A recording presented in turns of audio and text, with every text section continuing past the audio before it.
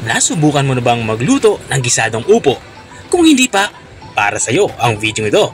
Dahil dito ay magluluto tayo ng gisadong upo.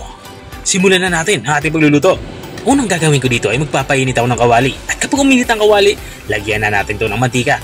Papainitin lang natin ang mantika. At kapag uminit ang mantika, ilalagay na natin itong ating bawang. Matapos natin mailagay yung bawang, ay ilagay na din natin itong ating sibuyas. Hiniwa ko lang itong sibuyas na pahaba saka maninipis. At maglalagay din tayo dito ng kamatis. Ang gagawin lang natin dito sa ating tatlong panggisa ay papalabasin natin yung aroma nito. At kapag lumambot na ito at lumabas na yung aroma, katulad ng nakikita nyo, ay pwede na natin ilagay yung ating pangsahog. Mayroon nga tayo dito pangsahog na sardinas. Bali, 2 lata nga ng sardinas ang aking inihalo dito. Igigisa natin to para mabawasan yung lansa.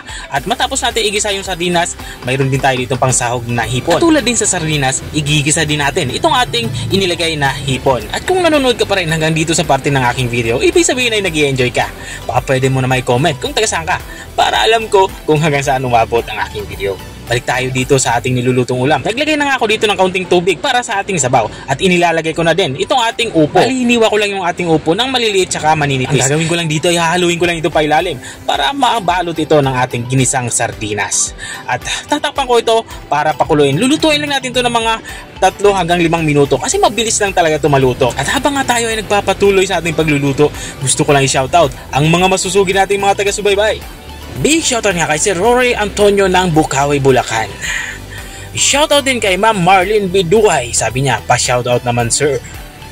At shoutout din kay Sir Don Gloria ng Davao City. At maraming salamat din sa mga walang sawang nanonood at nakasubaybay dito sa aking channel. At balik nga tayo dito sa ating nilulutong ulam. Dito sa parte ito ay naglalagay na ako ng mga pampalasa. Naglagay nga ako dito ng pamintang durog. Saka nilalagyan ko dito ng magic sarap para sa pampalinamnam naman. At maglalagay na din ako dito ng ceiling green para naman may kaunting anghang yung ating nilulutong ulam. At para naman sa pang-garnish natin, maglalagay ako dito ng onion leeks. Ito naman ay optional. Kung wala naman kayo onion leeks, okay lang naman. Saka ko ito tatakpan, simmer pa natin to ng kahit kalahating minuto. At makalipas nga ng kalahating minuto ay binuksan ko na ito. Dito naman sa parte ito ay lutong-luto na nga yung ating ulam pananghalian. Ito, pwede natin itong i-serve kasama ng mainit-init na kanin. So, nakakatakam talaga. Ito na nga yung ating gisadong upo. Opolicious, di ba?